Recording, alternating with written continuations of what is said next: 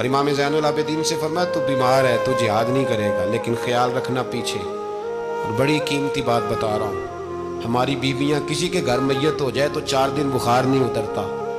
امام علی مقام نے سیدہ زینب سے فرمایا تو بڑی ہے، میری بہن ہے، پیچھے سارے بچے ہیں، جوان ہیں، ان کے حوصلے تیری ذمہ داری ہیں۔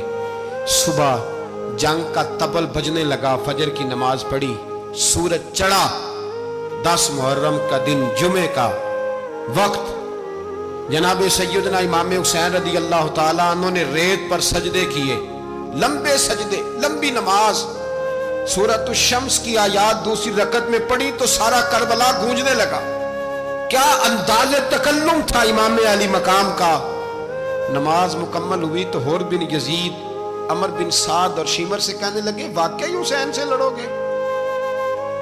پتہ نہیں کون ہے۔ قُلْ لَا أَسْأَلُكُمْ عَلَيْهِ أَجْرًا، تم نے نہیں پڑھا، إِلَّا الْمَوَدَّةَ فِي الْقُرْبَى، تمہاری آنکھیں بند ہیں، الحسن والحسین سید الشباب اہل جنہ، تمہیں نہیں پتا؟ کہنے لگا چپ کر، حکومت نظر آ رہی ہے۔ اور بن یزید کہنے لگے پھر میرا بھی فیصلہ سنو، مجھے حکومت نہیں چاہیے، مجھے جنت چاہیے۔ حکومت نہیں چاہیے۔ امام حسین کی پہلی فتح دیکھیں، اور بن یزید ایڑی لگا کے نا یزید کے لشکر سے نکل کے امام حسین کے لشکر میں شامل ہو گئے، اور پہلا شخص جس نے امام حسین کو روکا، امام حسین کے نام پر پہلا سر بھی اسی شخص نے کٹایا ہے۔ لیکن یزید کی قبر پہ لعنت بھی کوئی نہیں برساتا، اس کا محل تھا بہت بڑا، لیکن جب لوگ کربلا میں امام حسین کو سلام کرنے جاتے ہیں تو قدموں میں حور بن یزید کا مزار بھی بنا ہوا ہے، اس کو بھی سلامی دی جاتی ہے۔ اور اب ہم اکیلا حور بن یزید نہیں کہتے، ہم کہتے ہیں حور بن یزید رضی اللہ تعالی۔ اب ہم اتنی تعظیم کرتے ہیں اس حور کی۔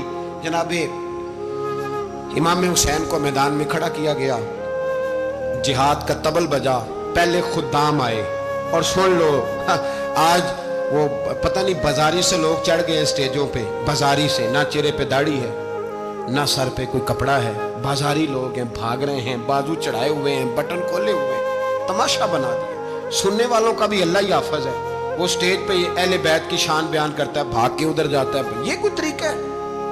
سننے والوں کا بھی عجیب انداز ہے، ہر بندے کو سننے بیٹھ جاتے ہیں۔ دین مہذب ہے، تہذیب والا ہے، دلائل رکھتا ہے، دین وقار رکھتا ہے، ایسے لوگ اب دین بیان کریں گے؟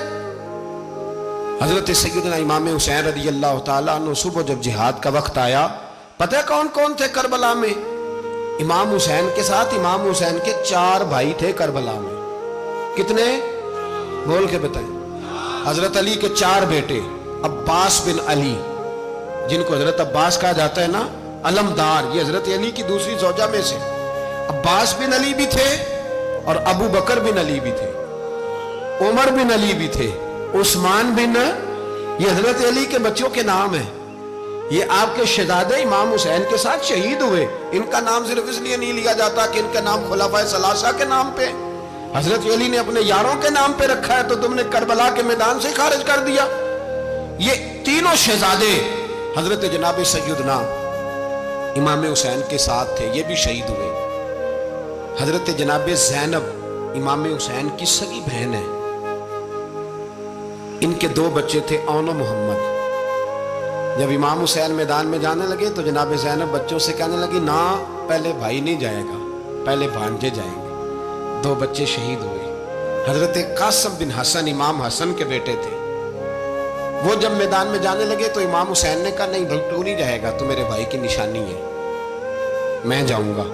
تو حضرت قاسم بن حسن نے ایک تعویذ کھول کے دیا کہ ابا جی میرے والد نے کہا تھا جب بڑی مشکل آ جائے تو تعویذ کھول کے دیکھنا، تو آج بڑی مشکل آئی ہے تو میں نے تعویذ کھولا ہے، تو یہ دیکھیں کیا لکھا ہے، یہ تو رکا ہے، تعویذ ہے ہی نہیں۔ جب کھول کے دیکھا تو اس پہ لکھا تھا قاسم اگر حسین پہ کوئی کڑا وقت آ جائے تو بیٹا کے آگے آگے رہنا، اگر کڑا وقت میرے بھائی پہ کبھی آ جائے نا، دیکھنا اس کے آگے آگے چلنا، اسے حسن کی کمی نہ محسوس ہو، پائیاں جیا ساک نہیں کوئی جے وچ خار نہ ہوئے۔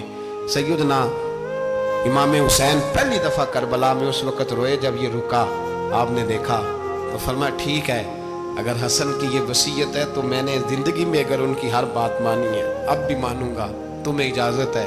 جناب قاسم بن حسن 16 سال کا جوان، جب میدان میں نکلے تو ہائے ہائے پتہ نہیں کہاں سے آ گئی ہے.